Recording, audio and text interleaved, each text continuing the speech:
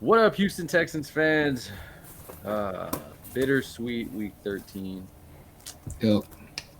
We got the win, But but we lost the tank. yep, Big head ass little boy.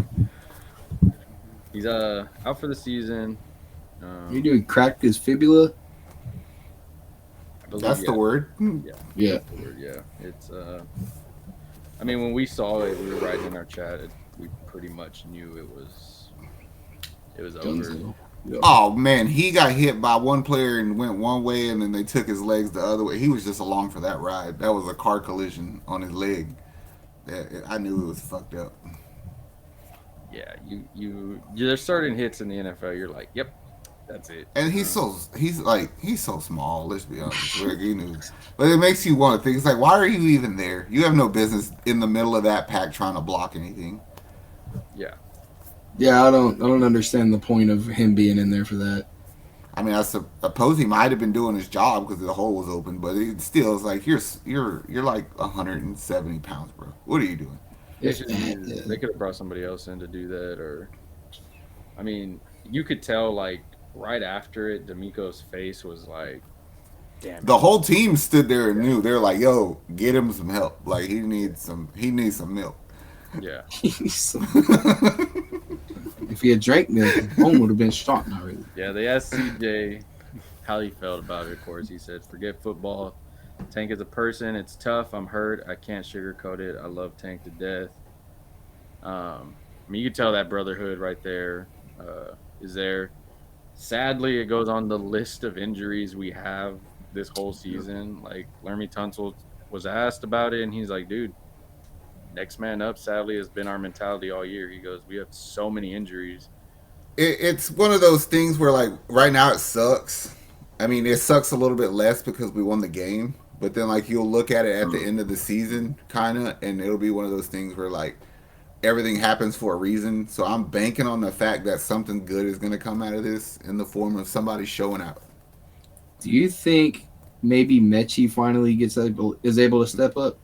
Mechie stepped up today. I'm going to say this. Like, we're going to go into the next part of this. I want to start the next part of this by saying this.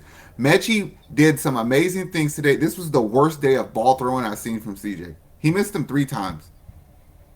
Mechie would have legitimately had like a 75-yard touchdown if he would have thrown that ball right. Like, he literally was wide open. So, like, to me, I seen Mechie today. I was like, all right, brother, you used you in a running play. You got open. You were able to scramble yourself open. Like, I could see you being just as beneficial as Tank. Like, just do what Tank did. Just don't get hurt. Exactly. I mean, if you think about it, Nico Collins showed up in a big way. You already were down Dalton Schultz. Noah Brown stepped up. You still got Robert Woods. You got Michi. You got Xavier Hutchinson. I mean, you have guys that can show up. Now, the Tank injury hurts, but like Tunsil and them said, you have work to be done still. There's these weeks aren't over yet. You're still playing for something, and you want to prove. Do it for Tank. Do it for all the guys that are hurt. I mean, the list is on. If we have a Shit, do list it for of injuries, playing time. Like, if Mechie and Hutchinson, like, show out, then it makes you not have to bring Robert Woods back or yeah, Noah Brown back. You know what I'm saying? Like, take their snaps. Why not? and it all comes down to what we've been saying over the whole year. We're playoff bound more than likely, maybe wild card, one of those two. That's what we're flirting with right now. But being realistic, hitting back down to earth, this is a year where you're going to figure out what you have, what you don't have, so you know what to do. So, in the negative part of losing Tank, now, like you said, the positive is I can figure out what the hell I have. I Mm-hmm. can figure out who's that valuable, who's not valuable, who am I bringing back, who am I not bringing back. So, next year, when people are healthy, when you're revamped up again, it's all guns blazing for what it is going for that division.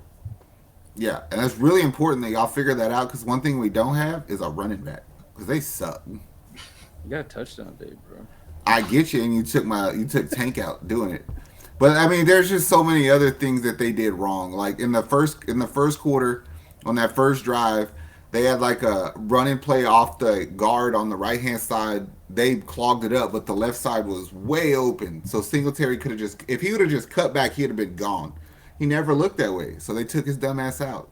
And Pierce came in there and did the same thing, so they took his dumb ass out. And then they took Singletary's dumb ass out. So it's like y'all can't keep replacing them with one another. And the thing is I guess it's sufficient enough to get us through this season, but going forward, I could say that the Texans need a running back.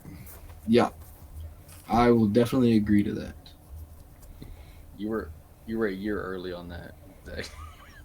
You were a year early. You were last year's draft asking for Tajee Mm-hmm. Spears and Ah, chain. Achin, and you were like, should we get Bijan too? Oh yeah, he was like, y'all think we could get Bijan in later in the round?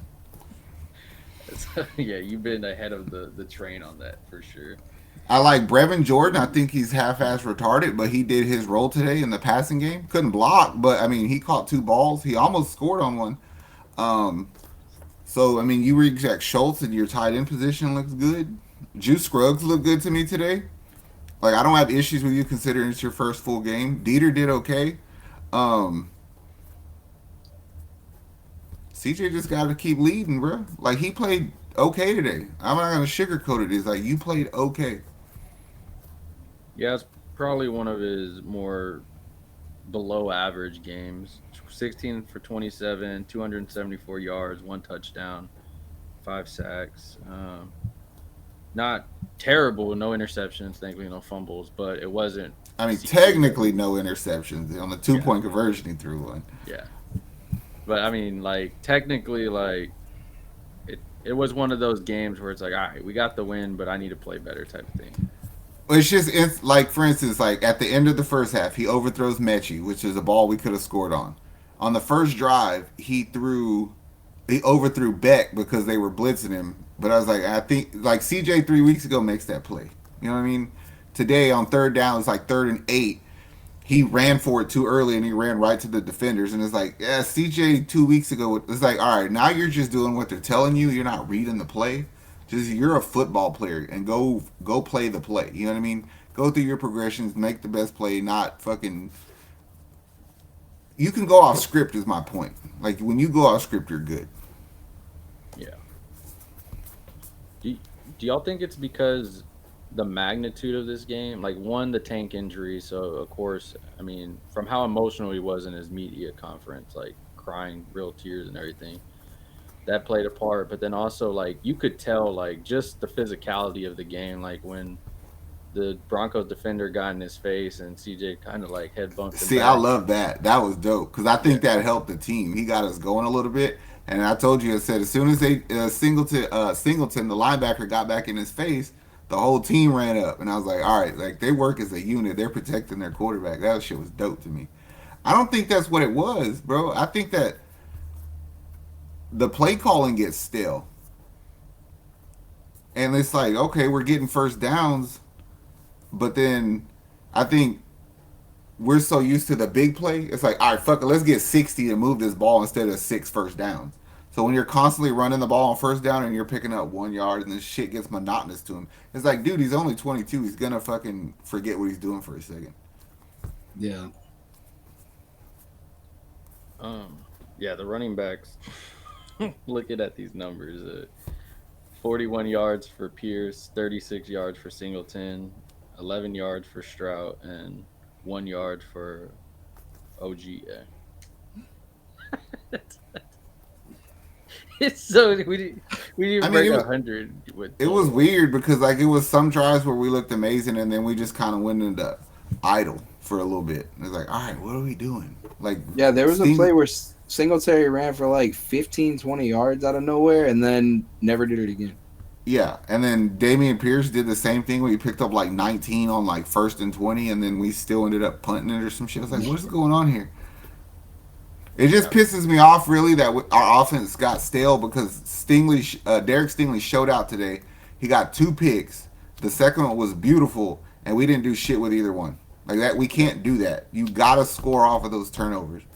That's how we're gonna fucking ruin teams' championship hopes and make sure we get to the playoffs. Capitalize on the turnovers because the defense. I mean, switching gears, the defense today. We Phenomenal in the first half. we called it. Will Anderson was going to eat. Grenard was gonna eat. Our D line did what they were supposed to without asking for help. They straight up ate that dude's perm up, straight up. You said at the beginning, you're like, oh man, you were like, hold up, man, we're not losing to this guy with a perm. Will Anderson's so fucking good, bro. He's so good. He is.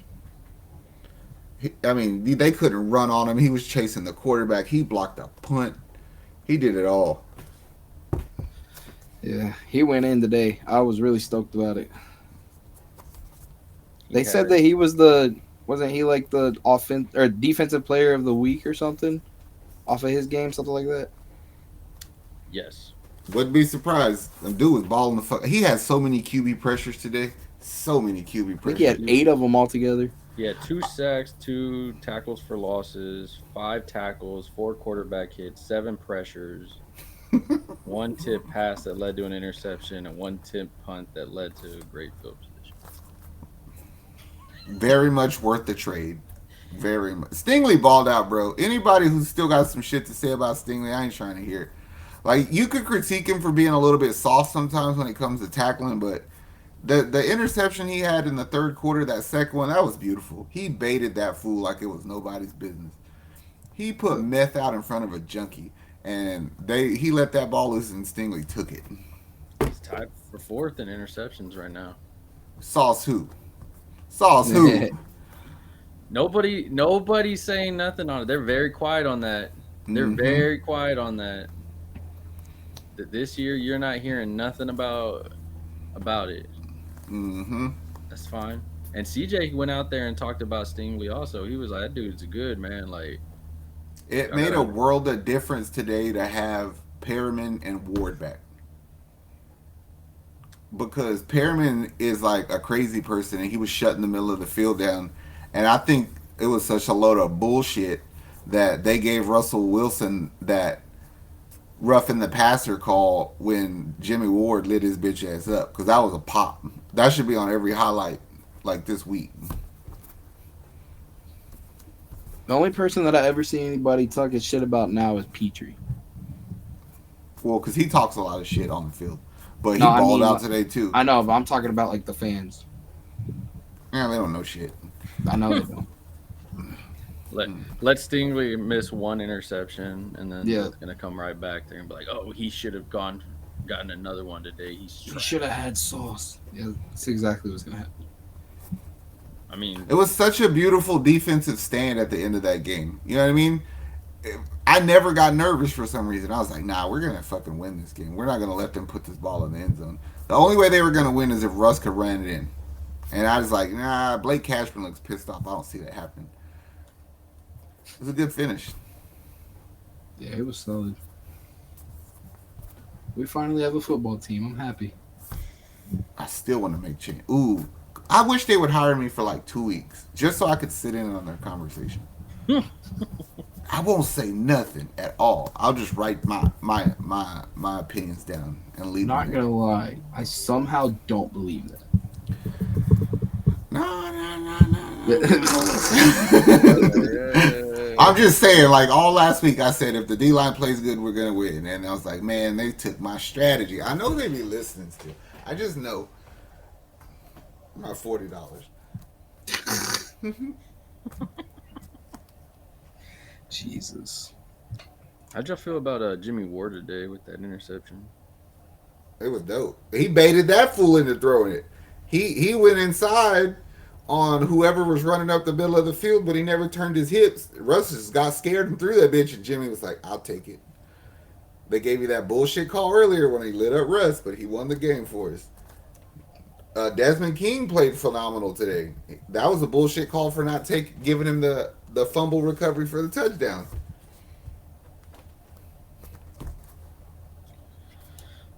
I have very few critiques of the defense this week, to be honest with you. Special teams play good. I mean, we had to punt the ball 3 times one time, but whatever. Yeah. Matt Amendola, thank you for making your kicks also. Yeah, for real. Thank you for making it. I was nervous on a few. I was like, if that guy is the epitome of fair weather fans right there because everybody was praising that motherfucker. They were like, "Oh, nobody cares that you didn't make the field goal last week because you made it this week, and that's what matters." And blah blah blah. But last week they were saying he should get fired and never get on another team ever. He probably would be okay with that considering he got hired from the couch. I know. Let me set my Madden controller, my PS5 controller down so I can go kick a real ball. But I'll be back. I'm going to put it on rest mode. Oh, man. All right, Texans fans. Prayers up for Tank Dell. Get a rest. Heal up for next year, bro. Yep. No more injuries, please. We've been decimated by them already. For real. You made it to this point. Like, subscribe to the network. We got you covered in all Houston content by you City Boys, from Rockets, Texans, Astros, and everything in between. Much love, Houston. Be safe. Enjoy the cold weather in the morning to hot weather later. That's Houston. Get that common cold. We're out of here. Later, guys. How much I'm working for this? I swear my dreams are too important.